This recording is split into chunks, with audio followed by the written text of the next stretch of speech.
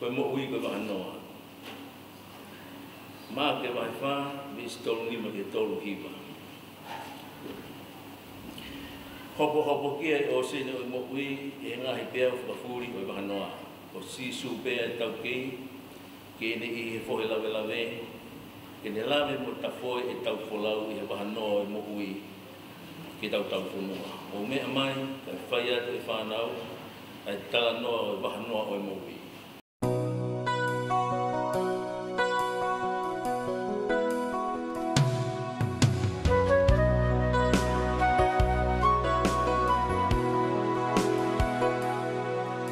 Noa e kumo ui e tupu hake me au siu ki he mamani ahono masani e mohono ngahi lelehi koko lahi foki ai moe ngahi matakali o fie fia ai, mo feau a e kuhori pehe ko e tali.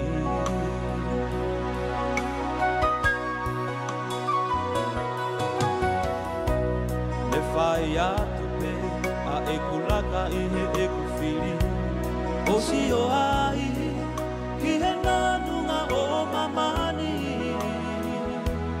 Kodo ki ilo ai, tako e puna pe. Ahono ngahi tuku agi mai, mohono whakakari ari.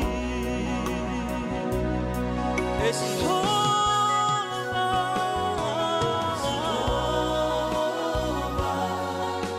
e iki koe mo oni, koe hala koe mo ui, e wilo koe i he ane a whi, o si o ai ki e mamalahi.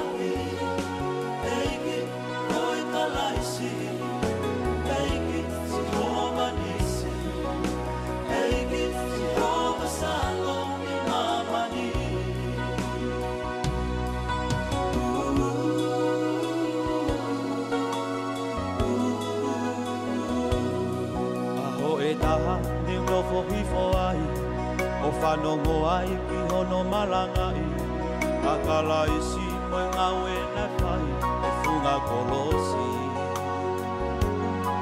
E tangi ai me ofa mamai, me he whau ahai, i he masiwa tuku hausia. Kodo ki lea ai, o say goodbye, i he mo ui ane a whi, kau raka au ki he eiki. E si hola,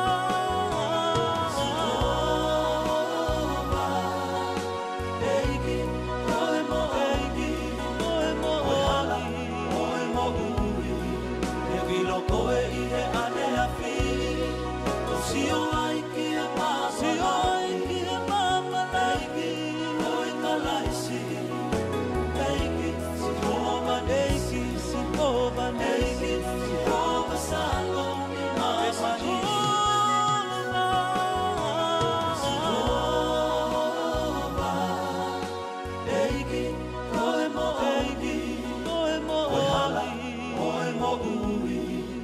Wilo koe i he ane a whi, o si o ai ki e mama, si o ai ki e mama laiki, koe ka laisi, eiki si hova nisi, si hova nisi, eiki si hova salongi mama ni.